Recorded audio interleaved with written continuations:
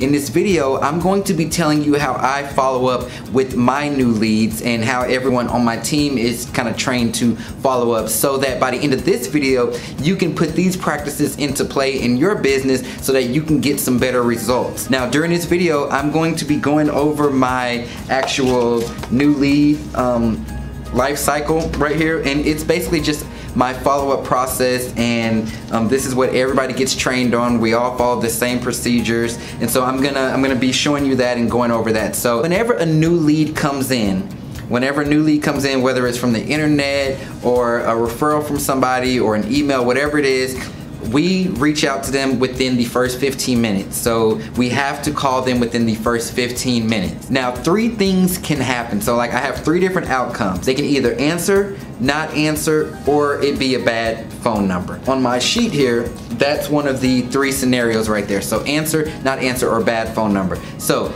if it's a bad phone number, we immediately send an email. And we just let them know that the phone number didn't work when we tried calling, what's a better number to reach them at.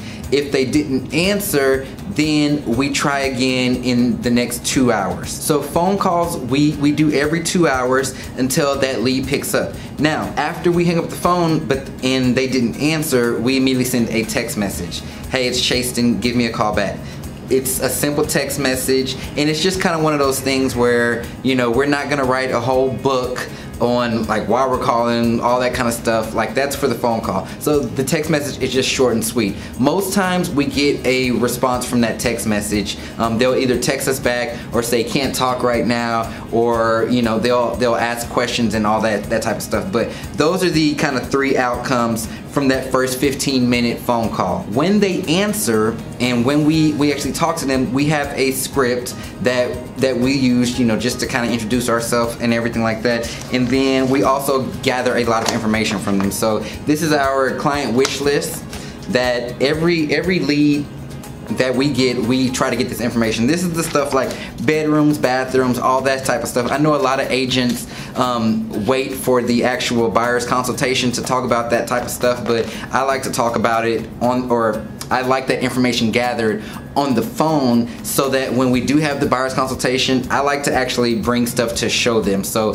I'm bringing properties, I'm showing properties on the computer, on the TV, showing them stuff based on what they say on this wish list, on this phone call. Now, for the most part, it's not me who's taking these new lead calls. It's most times my assistant or one of my agents. And so what they will do is they gather all of that information, and then they're gonna schedule a call with me, or they're gonna schedule a meeting with me. Now, this meeting gets scheduled 24 to 48 hours after this lead comes in. We don't want anybody waiting around a week, 2 weeks. We want to get them in our face, you know, face to face, so that I can have this buyer's consultation with them. Whether I do it over the phone, or I do it through FaceTime, or I do it in person, what I am doing, I am filling out what's known as my client bio sheet. Since I already have what they're looking for, and I'm gonna have some stuff prepared to actually show them, what I am talking about with them are the things that are very important to them on more of just like a personal level. I am talking to them about their goals. You know, why do you want to buy a house? Why now? What's making you want to do this? I'm talking about their goals, their short-term goals, and their long-term financial goals. Then I'm talking to them about their pain points. So, you know, what have you experienced so far? Have you ever purchased a home before? Have you ever worked with an agent before? All that type of stuff. Like, what's already annoying you? You know, are those real estate websites annoying you? Have you been talking to all these agents? You know, what are your pain points? Then I like to know what's important to them. You know, what is their style? So do you like to be communicated with a lot? Do you like to know what's going on, or are you just the type of set it and forget it? Just let me do my job, you do your job.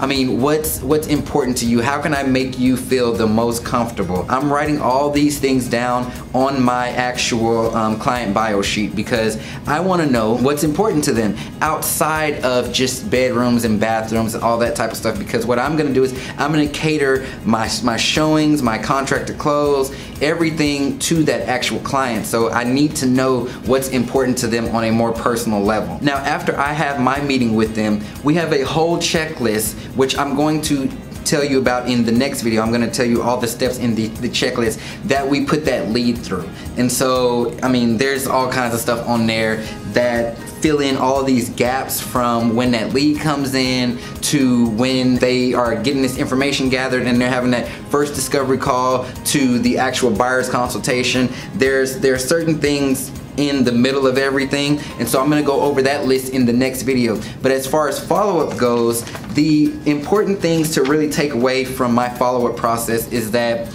we try and try and try until we get them. It may seem excessive, but when I tell you we call them within the first 15 minutes and we call every 2 hours, so let's just say that this person comes in at 9 a.m. We're gonna call them every 2 hours until 5 p.m. whenever we leave the office to try to get in touch with them. You gotta do this because most times people are speaking with more than one agent, or they're probably filling out all these types of forms, and so we gotta be on it. Now, if a lead comes in after 7 p.m.